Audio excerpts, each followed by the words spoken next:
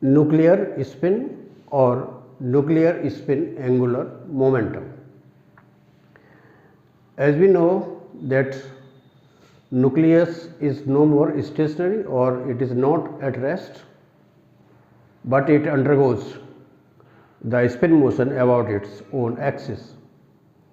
It was first discovered by Edward Purcell and Felix Bloch in 1946 that the nucleus have the spin motion. It has been experimentally proved that nucleus is no more stationary, but it undergoes spin motion about its own axis.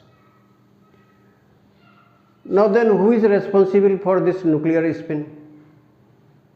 Since the nucleus has the protons and neutrons, commonly called the nucleons, these nucleons are responsible for the nuclear spin or nuclear angular momentum.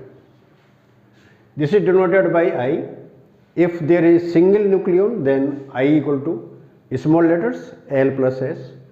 If there are many nucleons in the nucleus, then capital I, this is equal to capital L plus minus capital S, where L is equal to L1 plus L2 plus L3 and so on. This is the orbital vector. S equal to S1 plus S2 plus S3 and so on. This is the spin vector of different nucleons. The total angular momentum of the nucleus is termed as the nuclear spin. So remember that nuclear spin is not a different term, but either we say that it is nuclear spin angular momentum or the nuclear spin. This is the same one. The magnetic total angular momentum denoted by Mi varies from minus I to plus I. This term is taken when the nucleus is in the presence of external magnetic field that we have in case of Zeeman effect, that I will tell you later on in the next videos. Now the value of Mi varies from minus I to plus I including 0. So total value of Mi is equal to 2I plus 1. For example, I equal to 1, then total value of Mi, that is equal to 3. 3 means minus 1, 0 plus 1.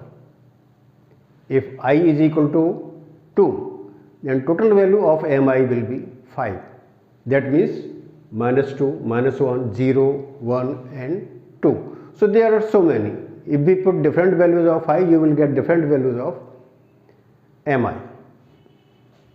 The intrinsic angular momentum that is associated with every nucleon, that is equal to I h cross.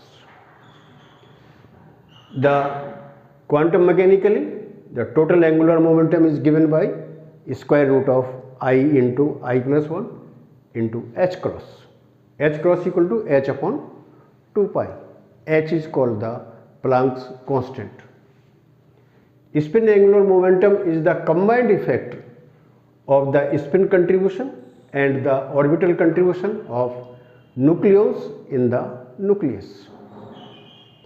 Nuclear spin is attributed to unpaired nucleons, that means protons and neutrons.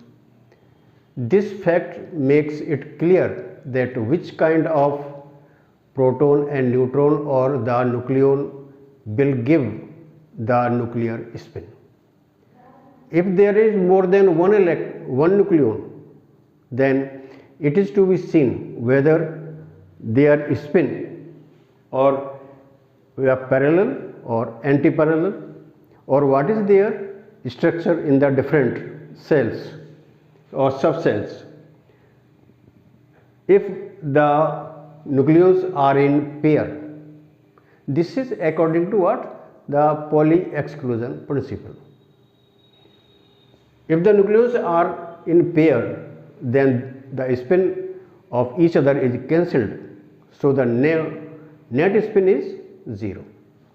As we have shown here, this is the up spin, then this is plus half, down spin minus half, paired, this is now 0, plus half minus half, we will add these two, this will give you 0. Here we have 4 electrons, now they are distributed in 3 orbitals. Now this is now paired, this is unpaired, this is unpaired. So now the total spin will be plus half, that is equal to 1.